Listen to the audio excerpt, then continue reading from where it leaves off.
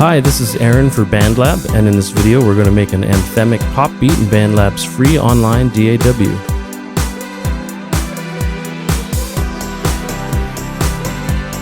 You can open this project yourself with the link in the video description, and if you find this guide useful, please hit the subscribe button and the notification bell to be the first to know when new videos drop.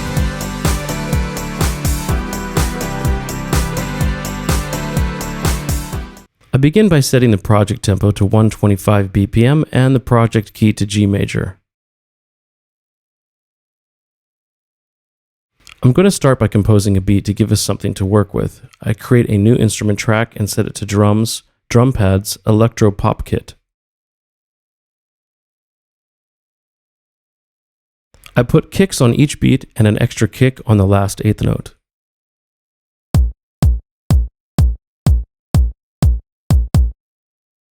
I put snares and claps on every other beat.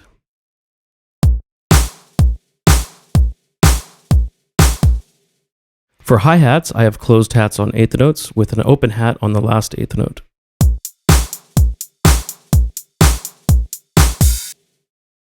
Next, I'm going to create a simple chord progression for the verse. For this, I'm going to use the keyboard's synth pads Retro Juno pad instrument. I sequence a G major chord that plays for a bar and an E minor chord that plays for a bar.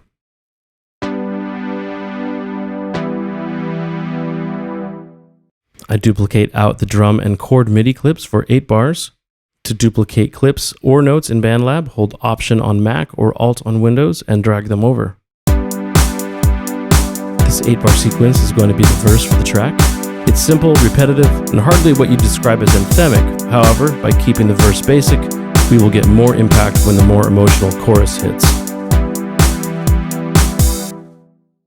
And I copy the drum MIDI over to give me something to compose the chorus to.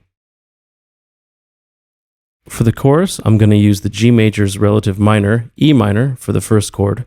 The chorus's chord progression goes E minor, C major, G major, D major.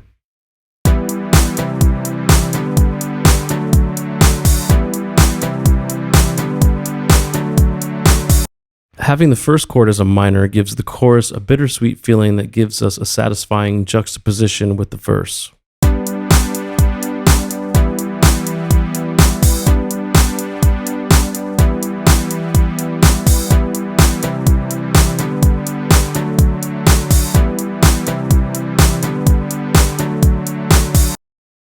To give this instrument a more vibrant sound, I open the Effects tab and add the modulation Stereo Chorus effect, turning the depth down to 23%.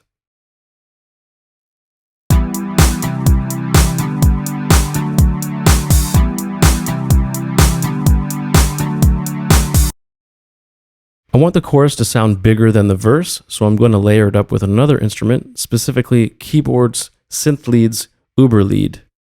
This patch plays a perfect fifth, so I just use the root notes and the fifth of the chord progression.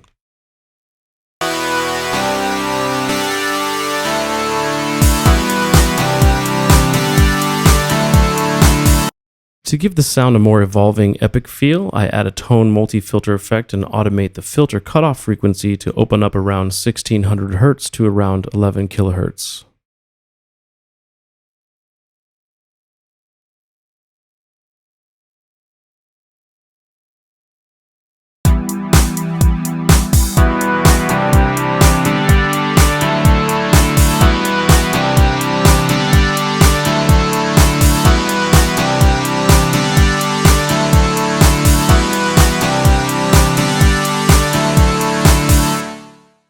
I also add a reverb, studio reverb effect.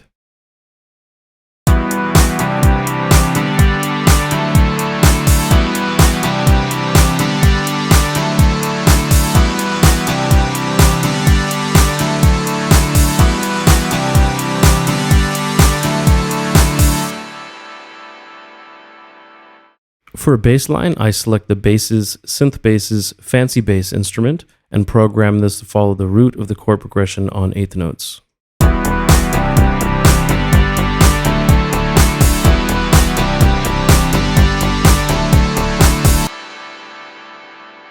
I also want a lead, and for this I select Keyboards, Synth Keys, Harris Wobble.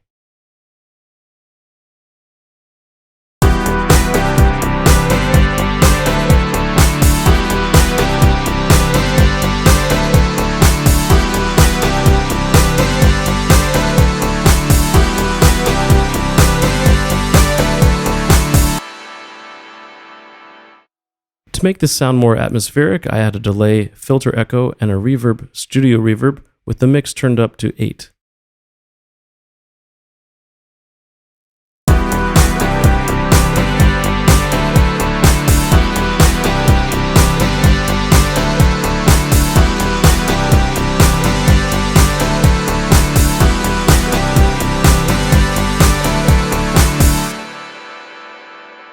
In addition to extra parts, I'm going to increase the intensity on the chorus by adding a shaker on every other eighth note.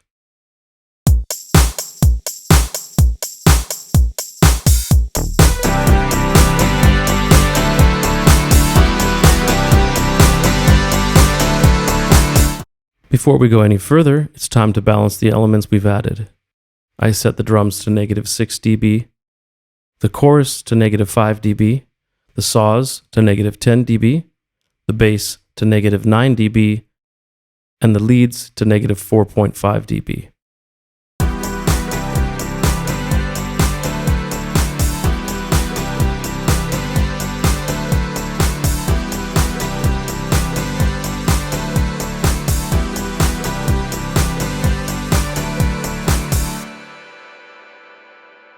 I duplicate the verse and the chorus so that each of these is 16 bars long.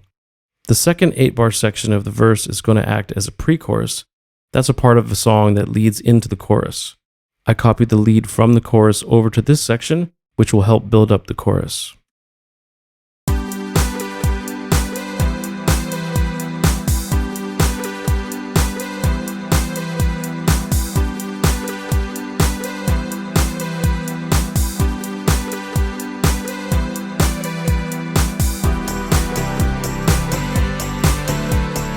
I'd also like some sound effects to help bring in the chorus. I want a riser, so I open up BandLab's sample library, click the Loops tab, and enter riser into the search field. Speeding riser is the kind of sound I'm looking for, so I drag it into the project. I truncate the last bar using the handle at the bottom right-hand corner of the audio clip, and place this so that it ends as the chorus starts. I turn this track down to -3 dB.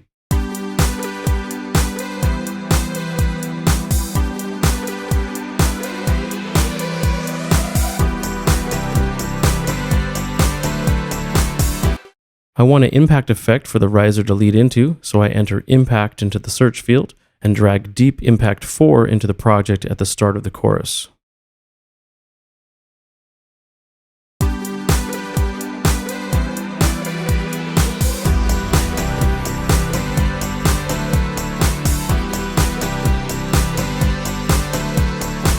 I don't want the heavy bass of this sound to interfere with the rest of the music, so I add a tone multi-filter effect, set it to high pass mode, and set the frequency to around 450 Hz.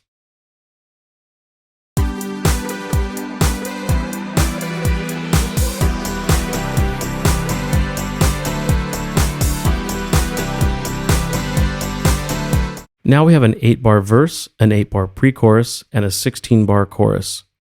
I duplicate this out to get a verse-chorus arrangement. Then, before we head back into a final chorus, I'm going to add an 8-bar bridge section.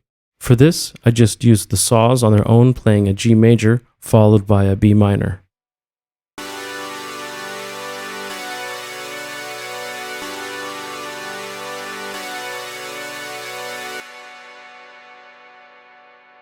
The filter automation closes over this section.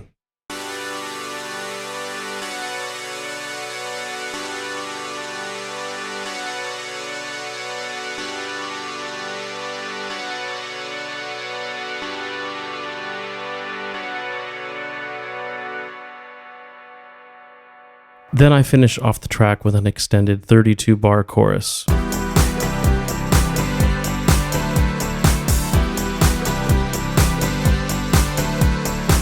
You can fork this project and make your own version of it using the link in the video description. Have fun!